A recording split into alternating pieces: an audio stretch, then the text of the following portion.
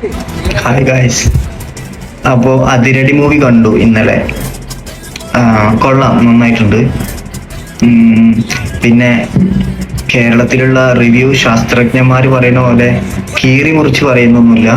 പിന്നെ പടത്തിനുള്ളിൽ അണ്ടിപ്പരിപ്പ് വെന്തില്ല, പടത്തിനുള്ളിൽ മഴ പെയ്തപ്പോൾ ഇല നനഞ്ഞില്ല, ഈ ജാതി കമന്റ് ഒന്നും പറയുന്നില്ല.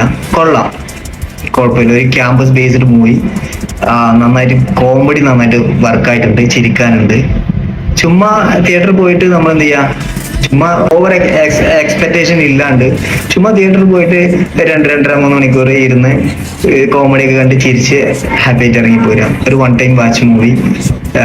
ക്യാമ്പസും എല്ലാം, പിന്നെ ക്യാമ്പസ്, അതുപോലെ അതിനെ ബേസ് ചെയ്തിട്ടുള്ള കുറച്ച് കാര്യങ്ങൾ, അങ്ങനെ ഒരു സ്റ്റോറിയാണ്. പ്രെഡിക്റ്റബിൾ സ്റ്റോറിയാണ്, പക്ഷെ അത് രസമായിട്ട് എടുത്തു വെച്ചിട്ടുണ്ട്.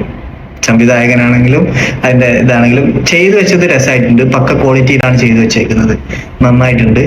പിന്നെ എന്താ പറയാ, നമ്മളൊരു ഇപ്പോ നെഗറ്റീവ് റിവ്യൂസ് ഞാൻ ഒരുപാട് കണ്ടു. പേഴ്സണലി എന്റെ അഭിപ്രായമാണ്, പടം കൊള്ളാം, കുഴപ്പമില്ല, നന്നായിട്ടുണ്ട് എന്നാണ് എന്റെ അഭിപ്രായം.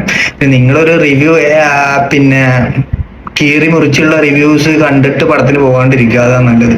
ഇതിപ്പോ കുറെ റിവ്യൂസ്, ഞാൻ നെഗറ്റീവ് റിവ്യൂസ് കണ്ടു.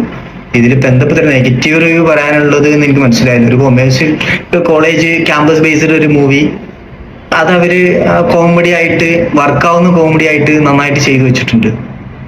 വൺ ടൈം വാച്ചബിൾ ആയ രീതിയിൽ അത് ചെയ്തു വെച്ചിട്ടുണ്ട്, നന്നായിട്ടുണ്ട്.